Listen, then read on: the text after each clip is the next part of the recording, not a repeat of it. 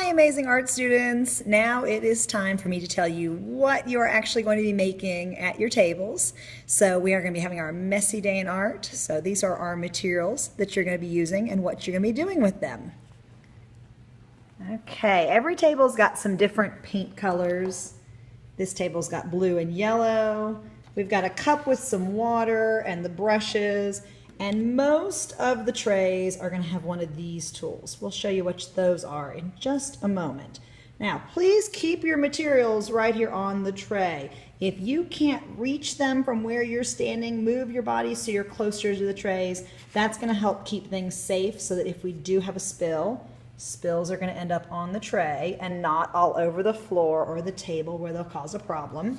Your paint water might get kind of yucky. That's okay. It's just a place to keep the paintbrushes so that they don't dry out. There should be some white paper at your table. We're going to each start out with one piece of the white paper. We don't have to put our names on it today because we're just making paper for everyone to use. And then there are these things that we call messy mats. We're going to work on a messy mat. That's our placemat. That's also going to help keep our tables clean. And it's actually going to help us with a safety issue when we're all finished. So the first part of your assignment for today is just to use whatever paints are at your table. Every table's got some different colors. Use the paints at one table for one piece of paper. They're all designed to go well together. So if you want to use different colors, go to a new table and start a new piece of paper and just use the colors at that table for that piece of paper. So I'm going to start with the blue here.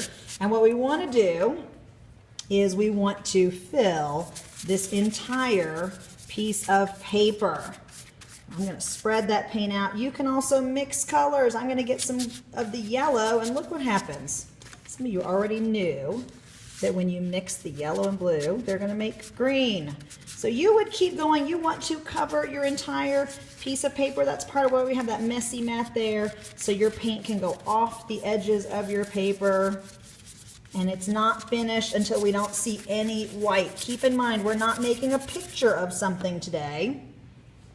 We are making colorful paper that we can use for a project later. So please don't draw smiley faces or try to write names.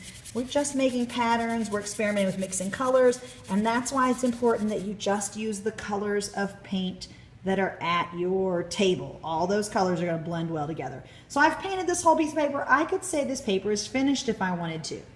Or I could use my paints and maybe I'm going to make a design. Maybe this is going to be a polka dotted piece of paper. So you could just paint the paper, you could paint a design, or your last choice, and if I'm done with my paintbrush is going to go in that water cup. That way it's not going all over the table and it's easy for the next person to find.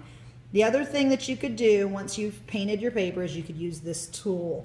This tool's got some neat designs in it. There's different tools and even different edges have different designs. And when you take this tool and scrape it across wet paint, you're going to see some patterns. You can try wiggling it. You can try making straight lines and then crisscrossing it. If you don't like what you get, you can scratch over it again and make new designs. And if you really don't like what you get, you can take your paintbrush and paint it again and try over again. When you're done, make sure your tools go back on that tray. That way somebody else can find it. I'm now finished with my piece of paper. My piece of paper is on this messy mat. That gives me a tray that I can use to carry my paper. If my paper wasn't on this tray, it might drip all over the floor and that's not going to be safe. So now I can walk my piece of paper back to the drying rack. And now it's time to put our papers in the drying rack. Sometimes you can see empty spaces in the drying rack where there's room for you just to slide your messy mat in. Sometimes that's hard to do. You might need a friend to help you by lifting up the rack and giving you some room to slide your thing in there. If you can't find any space in the drying rack, Miss B will help you. All right, we're almost ready.